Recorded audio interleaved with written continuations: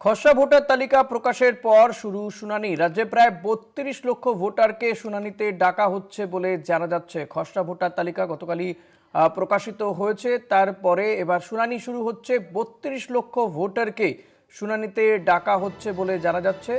সত্যসুন্দর ভট্টাচার্য রয়েছেন আমার সঙ্গে টেলিফোনে। সত্য, এই ৩২ লক্ষ ভোটারকে মানে কিসের ভিত্তিতে ডাকা হবে, কোথায় ডাকা হবে, কি জানা যাচ্ছে?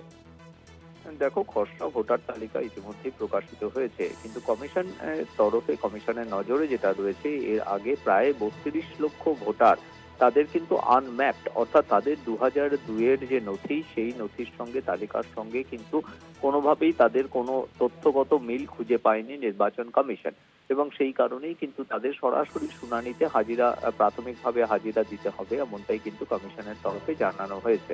সেক্ষেত্রে প্রাথমিকভাবে এই ৩২ লক্ষ যে ভোটার রয়েছে, তাদেরকে শুনানিতে ডাকার ক্ষেত্রে সংশ্লিষ্ট বিএলও যারা রয়েছেন, তারা তাদেরকে নোটিশ দেবেন এবং কখন, কোথায়, কবে এই শুনানি হবে সেই সম্পর্কে তাদেরকে জানানো হবে এবং সেই অনুযায়ী তারা সেই শুনানিতে হাজির থাকবেন। নির্বাচন কমিশনের যে নির্দিষ্ট করা গাইডলাইন অনুযায়ী যে 11টি নথি রয়েছে, তার মধ্যে যে কোনো একটি প্রামাণ্য নথি তাদের বৈধতা প্রমাণে, অর্থাৎ তারা যে এখানকার বসবাসকারী, এই বৈধতা প্রমাণে তাদেরকে প্রয়োজনীয় নথি সেখানে নিয়ে যেতে হবে এবং সেখানে ইআরও উপস্থিত থাকবেন, এইআরও থাকবেন এবং মাইক্রো অবজারভার থাকবেন, এমনটাই কিন্তু কমিশন সূত্রে খবর। এবং প্রত্যেকটি বিধানসভা ভিত্তিক কিন্তু নির্দিষ্টভাবে কয়েকটি জায়গাকে স্থির করা হয়েছে, যেরকম গ্রাম পঞ্চায়েত অফিস, এসডিও অফিস বা জেলা শাসকের দপ্তর, এই রকমের সরকারি যে জায়গা, সেইখানে কিন্তু এই শুনানি প্রক্রিয়া হবে বলে এখনো পর্যন্ত কমিশন সূত্রে খবর।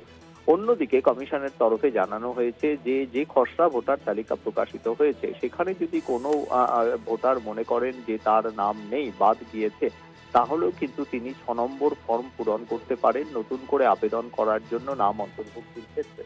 সেক্ষেত্রে তিনি যখন অনলাইনে বা অফলাইনে আবেদন করবেন, তখন কিন্তু তাকেও শুনানিতে হাজিরা দিতে হবে এবং তাকেও সেই প্রয়োজনীয় নথি নিয়ে যেতে হবে।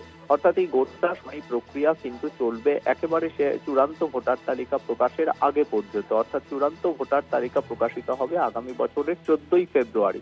তার আগে পর্যন্ত এই শুনানি প্রক্রিয়া চলবে এবং এর মাধ্যমে কিন্তু সেই সংশ্লিষ্ট ভোটারের যে বৈধতা এবং তথ্যের যে অসঙ্গতি যেগুলো পাওয়া গিয়েছে, সেটা যদি কোথাও গিয়ে নির্বাচন কমিশন মনে করে যে সেটা যথেষ্ট তার প্রামাণ্য নথি হিসাবে, তবে কিন্তু তার নাম চূড়ান্ত ভোটার তালিকায় অন্তর্ভুক্ত হবে।